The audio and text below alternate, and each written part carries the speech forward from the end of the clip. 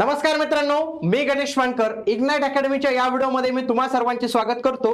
तर यूपीएससी म्हणजेच union public service commission, ज्यांच्या माध्यमातून IAS IPS अशी अनेक चांगली पदं जी आहेत तर ती भरली जातात. तर त्या पदांसाठी जाहिरात जी आहे ना तर ते मित्रांनो आलेली. तुमचंही स्वप्न असेल IAS IPS बनायचं, जिल्हाधिकारी बनायचं, कलेक्टर बनायचं, तर तुमचं हे स्वप्न यूपीएससीच्या या परीक्षेच्या माध्यमातून साकार होऊ शकतं. याच्याविषयीची मी संपूर्ण माहिती देतो. पहिले चॅनेलला जे आहे तर ते तुम्ही जॉईन करून ठेवा मित्रांनो. बघा, युनियन पब्लिक सर्व्हिस कमिशन यांच्याकडून जे आहे तर ते नोटिफिकेशन आलेले बघा, important notification for the candidates. आता याच्यामध्ये बघा, या सर्व पदांसाठी जाहिरात आलेली. म्हणजे याच्यामध्ये बघा, इंडियन ऍडमिनिस्ट्रेटिव्ह सर्व्हिसेस, ज्याला आपण IAS ऑफिसर म्हणतो, हाच पुढे जाऊन कलेक्टर बनतो, डेप्युटी म्हणजे डिव्हिजनल कमिशनर बनतो. त्याच्यानंतर इंडियन फॉरेन सर्व्हिस, फॉरेन मध्ये जे आपले डिप्लोमॅट राहतात ते. त्याच्यानंतर इंडियन पोलीस सर्व्हिस, ज्याला म्हणतो IPS, पोलीसचा प्रमुख असतो तो.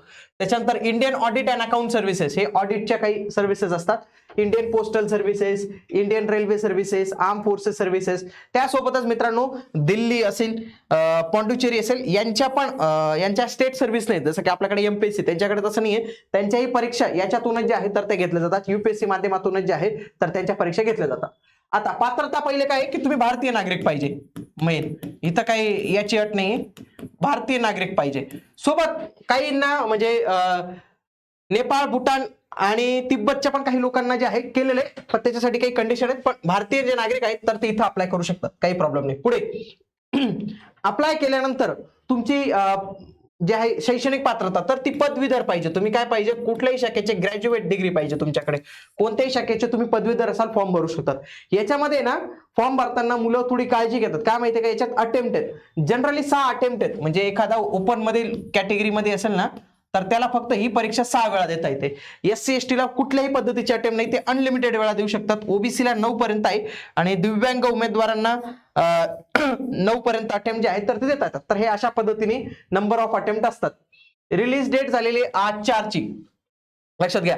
ऍप्लिकेशन आज 4 पासूनच सुरू होणार आहे. 24 फेब्रुवारी ही लास्ट डेट आहे. याची परीक्षेची तारीख पण आलेली 24 मे, आणि UPSCचा आहे मित्रांनो, ते त्याच वेळेला घेतात. ते काही डेट मध्ये चेंज करत नाही. UPSCची मेन्स एक्झाम होणार आहे 21 ऑगस्टला. ओके.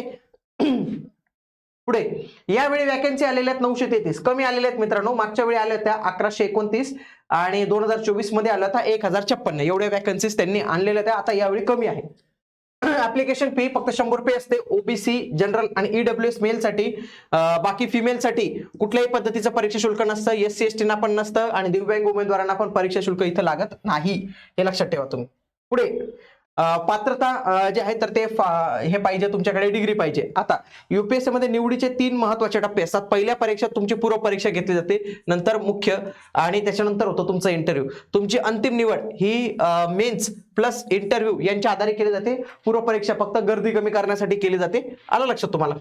आता पूर्व परीक्षेमध्ये 2 पेपर असतात. त्याच्यामध्ये पण CSAT हा क्वालिफाईंग नेचरचा असतो. त्याच्यावर तुमचा कट ऑफ ठरते. कट ऑफ ठरतो तुमचा GS चा जो पेपर असतो त्याच्यावर, ऑब्जेक्टिव्ह टाईपचा. मॅक्सिमम 400 मार्क असतात, पण तुमचा कट ऑफ लागतो हा 200च्या आधाराने, कारण की GS चेच तुमचे कन्सिडर केले जातात. UPSCच्या मेन्स मध्ये 9 पेपर असतात. हे 9च्या 9 लिखाण कामावर असतं. एकही ऑब्जेक्टिव्ह नसतो, सगळं लिहून काम करावं लागतं. 1750 गुण याच्यासाठी असतात.